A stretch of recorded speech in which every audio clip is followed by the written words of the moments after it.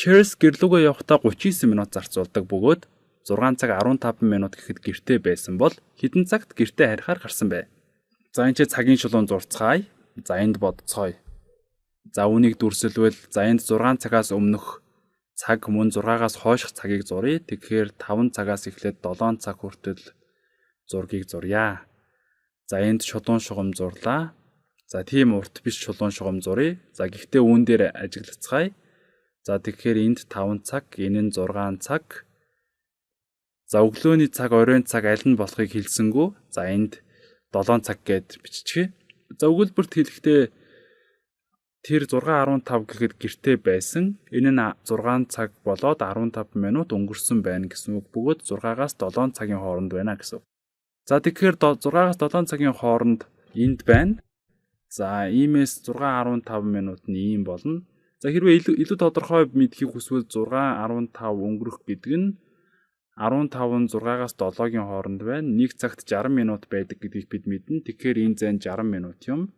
За 60 минутын 15 минут гэдэг нь 60-ын 15 гэдэг нь 15 минут. Тэгэхээр энэ цаг нь 6 цаг 15 минут бөгөөд энд яг энэ үед Крис гэртээ байсан.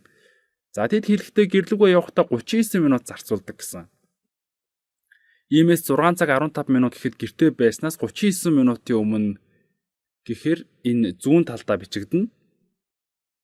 За тэгэхээр үүнээс өмнөх 39 минутыг тооцоолцгоё. Гэртээ байсан 6:15-аас өмнөхийг гэхээр за 6 цаг 15 минутаас 39 минутын өмнө гэдэг нь хэдэн цаг вэ?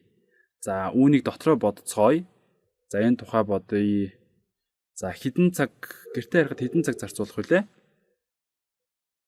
За энэ цагаас өмнө хэдэн цаг үлдэх вэ? За энд энэ хэсэг нь 15 минут байна. Хэрвээ бид 6:15-аас 15 минутын өмнө гэвэл 6 цаг болно. За энэ нь 15 минут болж байна. За тэгээд 6-аас цааш 15 минут явчихсан. За одоо бидэнд хэдэн минут үлдсэн бэ? За 39-оос 15-ыг явсан гэхээр одоо бидэнд 24 минут үлдсэн байна. Тэгэхээр энэ цагаас 24 минутын өмнө гарсан гэсэн үг. 6 цагаас 24 минут өмнө гарсан гэсэн үг.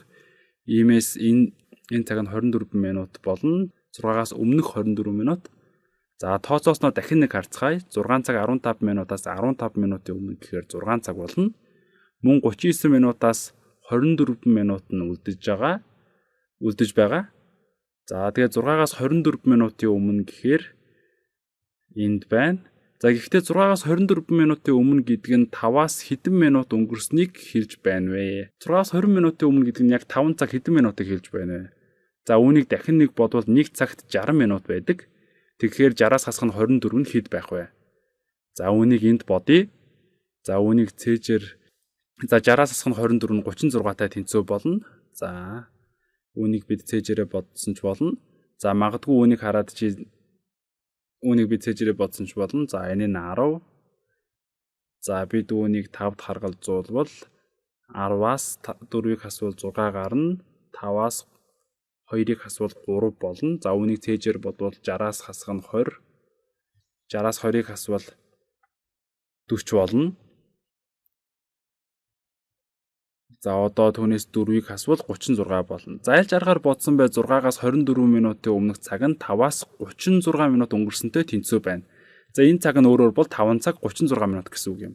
За тэгэхээр Крис 6 цаг 15 минутанд гэртээ байхын тулд хэдэн цагт гарсан бэ гэхээр хариу нь энд байна.